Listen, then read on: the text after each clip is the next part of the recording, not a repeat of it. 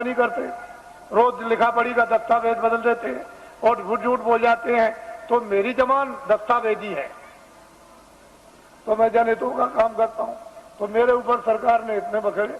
और कल मैंने ये बात कही है कि ये सब बखेड़े न्यायालयों में अब भी मौजूद हैं, लेकिन सरकार ने लखनऊ से नया फ्रेश गजट निकाल दिया।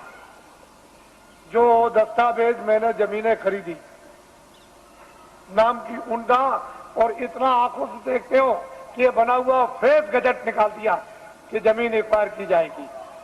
बताइए, तो आप पूरा मथुरा को गजट कर दीजिए कि सब ये कारखाना मथुरा सबको भगा दिया जाएगा और यहाँ कारखाना बनाया जाएगा, सब मकान तोड़ दिए जाएंगे, मंदिर और मस्जिद सब तोड़ दी जाएगी और यहाँ कारखाना बनेगा। गजट निकाल दीजिए, क्योंकि आपको तो गजट निकालने का पूरा राइट और अधिकार है, तो निकालिए।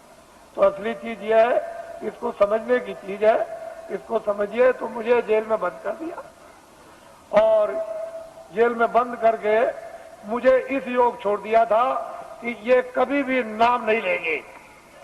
लेकिन मैं तो ईश्वर विश्वासी आदमी, मेरे पास ऐसे सेठ साहूकार भेजे गए कि तुम हवाई जहाज ले लो, एक ले लो, ये जमीन क्या है, तुमको हजारों एकड़ तुमको जमीन दे दी जाए, एरोड्रम बनवा दिया जाए। मेरे पास बड़े बड़े सेठ आए और उन्होंने कहा कि हम सब कुछ सेवा करने को तैयार हैं, हमें क्या करेंगे? कह लगे जो आप जितना चाहे धन हम खर्च कर देंगे। तो मैंने कहा एक काम कीजिए कि अयोध्या में, मथुरा में और यहाँ और हरिद्वार में और नासिक में लूले लंगड़े अंधे बहरे ये तमाम रहते हैं बेचारे गरीब, जिनके पास कपड़ा और खाना नहीं है, तो मैं बताऊंगा कि कंबल, अनाज और रोटियां और ये दवाएं ये सब तुम ट्रक में ला दो और चलो मेरे सामने बांटो। कह लगे ये काम नहीं हो सकता, ये काम नहीं हो सकता। तो हमने कि भाई ये काम नहीं हो सकता तो ये भी नहीं हो सकता। क्यों? कि राजद्वारे 7 जन, राजाओं के दरबार में 3 लोग जाया करते हैं, राजद्वारे 7 जन 3 वक्त को जाएं। साधु जो है 3 चीज हो जाते हैं, के मान, के माया, के मीठा की चाह। या मीठा के लिए, मान के लिए, धन के लिए।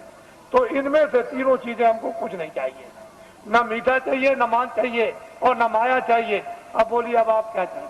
कह लगे तब फिर ये। तो मुझे लालच दी गई।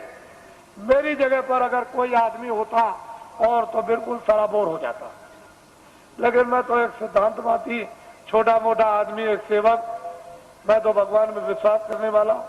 मैं तो जानता हूं कि जब ये किराए का मकान है, ये किराए का मकान है, तो क्या तुम संतुलन लेकर, मकान लेकर क्या मैं ये जमीन लेकर जाऊंगा?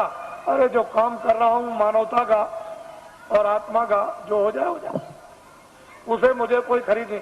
कोई हिंदुस्तान में माई का लाल ये पैदा नहीं हुआ जो अपने धन से बाबा जी को खरीद ले। तुम कभी ये धोखा मत खाना।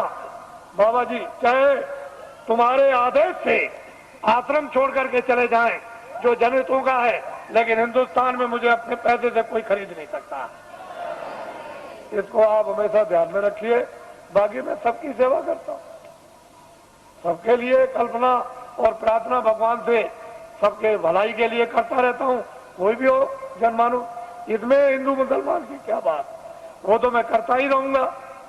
लेकिन कोई अगर चाहे कि भाई इस तरह से मैं खरीद लूं तो खरीद लूं।